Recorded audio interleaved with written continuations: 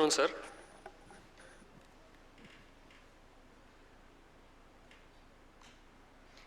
So my first case is a 73-year-old female. She came to us with a complaint of right knee pain and difficulty in walking since 1 year. She was operated prior.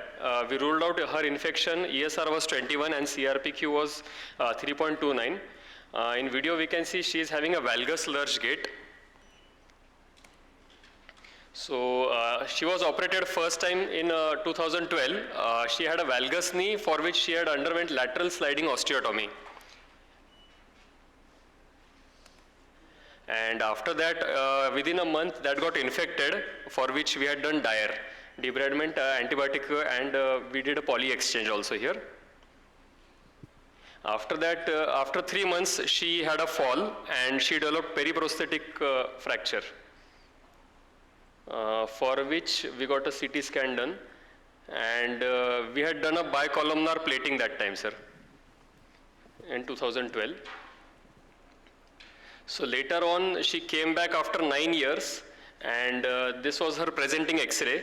The lateral side plate, the screws were broken, and the knee was in valgus, and these were the plates inside. We got a full-length X-ray of femur and a scanogram.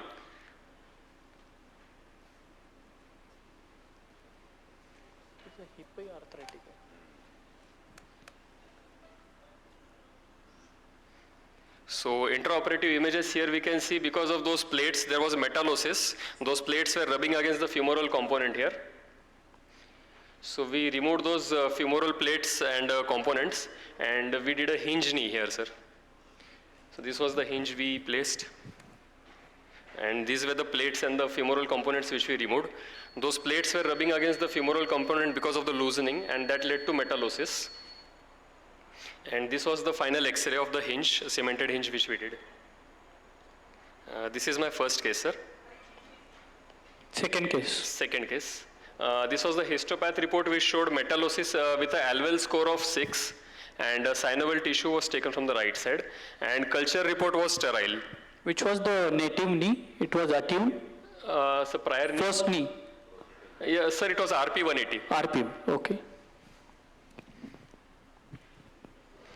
These were the implants which were removed, and the histopath report showed Alvel score of 6 with a metallosis.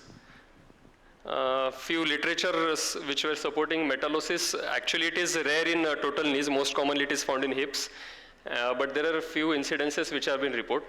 One case report is there for a clip breakage in a total knee implant, and one case report is similar to my case with a failed distal femur plate. There is also a case report which has been mentioned. My second case, sir, he's a 82-year-old male. 87-year-old male. He has complaint of pain in left knee since 1 year and difficulty in walking past 2 months. He has underwent bilateral TKR 12 years back, and last month he had a history of fall at home. So in the video here we can see he's walking with a varus thrust gait with the support. We ruled out infection. ESR was 12 and CRPQ was 8. So the initial X-rays, he had bilateral severe varus knee deformity, for which DEPIO all poly was done, and the medial condyle defect was fixed using screws and a bone graft. So here is a short video of what we did. The bone graft defect we measured. In vertical defect was around 10 mm. So what we did is we used the distal femoral bone graft here.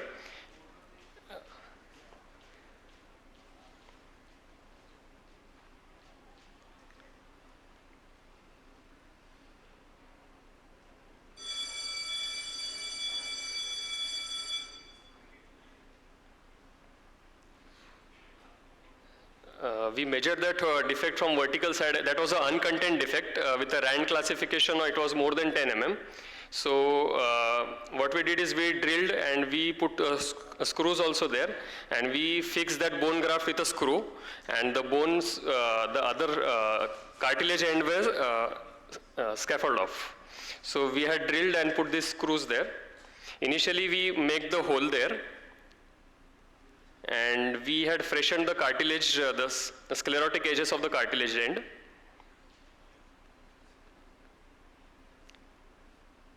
So after denuding the cartilage, the holes which were prepared there, again we drilled in those same holes. We had freshened those holes, and again with a screw we had fixed that bone graft which we had removed. So that distal femur bone graft we had kept there, and we had fixed it using those screws. And we had taken that again bone cut so that to make the tibial cut flat.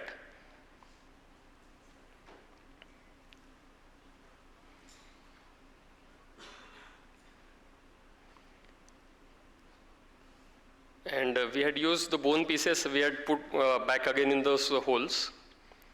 The bone graft we had filled in that sclerotic area.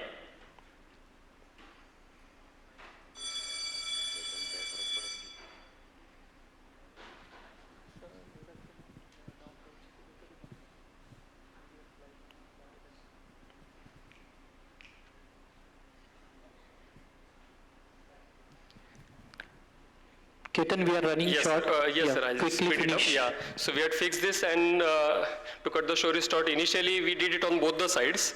One side survived, and the other side now has collapsed. So the bone got resorbed, those screws ends came out, and it was all poly, so that poly got broken off. The screw here we can see it is broken.